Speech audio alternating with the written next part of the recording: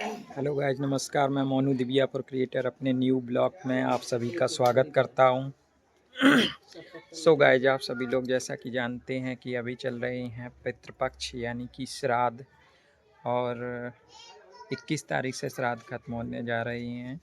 तो हर किसी के यहाँ सभी लोग जानते हैं कि पितृपक्षों में अपने पूर्वजों के लिए पूजा पाठ की जाती है, तर्पण किया जाता है, उनको अन्न जल अर्पण किया जाता है, जिससे कि मतलब कि अपने जो भी पूर्वज लोग हैं तो उनकी आत्मा शांत हो और मुक्ति मिले उन्हें।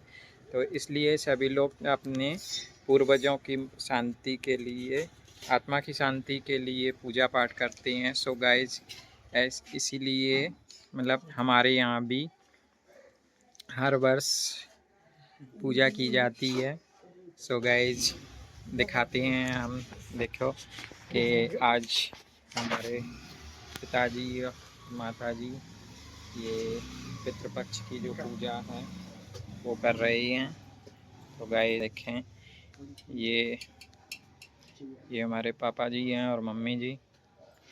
ये लोग पितृपक्ष की पूजा कर रहे हैं, जो कि हमारे पूर्वजों के यानी कि हमारे बाबा और परवाजा जो लोग हैं उनके सभी लोगों की आत्माओं की शांति के लिए ये पूजा की जाती है। तो हर वर्ष ये पूजा की जाती है।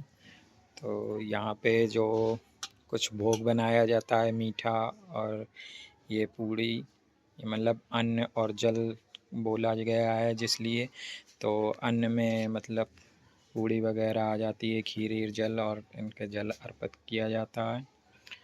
तो इससे कि मतलब एक तरह से जैसे किसी को प्रसाद चढ़ाते हैं या भोग लगाते हैं, तो ऐसे ही ये उनको भोजन के रूप में दिया जाता है कि उनकी मतलब आत्मा को शांति और मुक्ति मिल सके। तो सभी लोग धन्ना भाई के हमारे यहाँ ये पूजा चल रही है। तो हमारे जो पूर्वज हैं, तो मैं यही ईश्वर से प्रार्थना करूँगा कि ईश्वर से बढ़ के भाई कोई नहीं है। तो मैं ईश्वर से यही प्रार्थना करूँगा कि हमारे पूर्वजों को ये भोग मिले, उनकी आत्मा तृप्त हो ये भोग पाकर, और आगे चल के हम सब लोगों को वो मतलब हम लोगों की सहायता करें, ऊपर से ही स्वर्ग से ही मान लो सहायता करें और हम लोगों की रक्षा करें।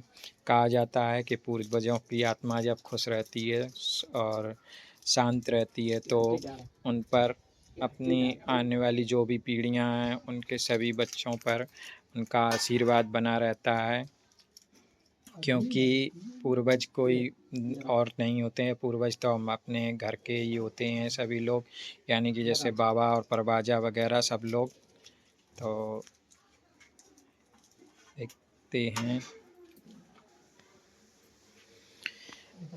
तो गाइज, हवन हो चुका है और अब अपने पूर्वजों के लिए इस हवन में जो भी भोग लगाया है, खाना बना हुआ है, मीठा खाना बनता है कि खीर और पूड़ी, तो यही लोगों में इस हवन कुंड में दे रहे हैं। तो जिससे कि हवन, ये माना जाता है कि हवन शुद्ध होता है, अग्नि देवता को समर्पण करते हैं तो इनके द्वारा सभी को मिलता है। जो भी मनोकामना होती है वो भी अपनी बोली जाती है, और ज़्यादातर यही बोला जाता है कि हे पूर्वजों, आप ये जो भी हम भोग आपको अर्पण कर रहे हैं ये आप लें, और अपनी आत्मा ईश्वर से कहते हैं कि ईश्वर इनकी आत्मा को शांति और मुक्ति दे। प्रभु हम सभी लोगों पर अपनी कृपा बनाए रखें। तो भोग लगा दिया है। सो गाइस, बोलो क्या है। तो गाइस, सभी लोगों का चल रहा है। देखो, भोग लगा दिया है, पूजा भी हो चुकी है। यहीं पे लगा दो जहाँ पे नहीं लगे, नीचे गाड़ो, उधर जमीन में तो यहीं कर दे, वहाँ चली जाए। ला मैं देख। यार स्टैंड में धरो उठाएंगे चला यार उनका हटाएंगे गड़ी गए सो गाइस पूजा हो चुकी है, अब भोग सभी को लगा दिया है। अब जल अर्पित किया जाता है सभी लोगों को। सो गाइस पूजा करने के बाद अभी तो पूजा करने के बाद अभी सभी लोग ये प्रसाद अपना वितरित करेंगे। सो गाइस मेरी सभी लोगों से रिक्वेस्ट है कि सभी लोग अपनी घरों में अपनी पूजा पाठ करें। जो लोग मानते हैं अपने पूर्वजों को तो अन्न जल जरूर अर्पित करें। गाइस ठीक है प्रभु, मेरा भी अपने पूर्वजों से अनुरोध है कि आप सभी लोग मेरी ऊपर अपनी कृपा बनाए रखें। सो गाइस हम अपने ब्लॉग को यहीं पे ख़त्म करते हैं। So okay bye.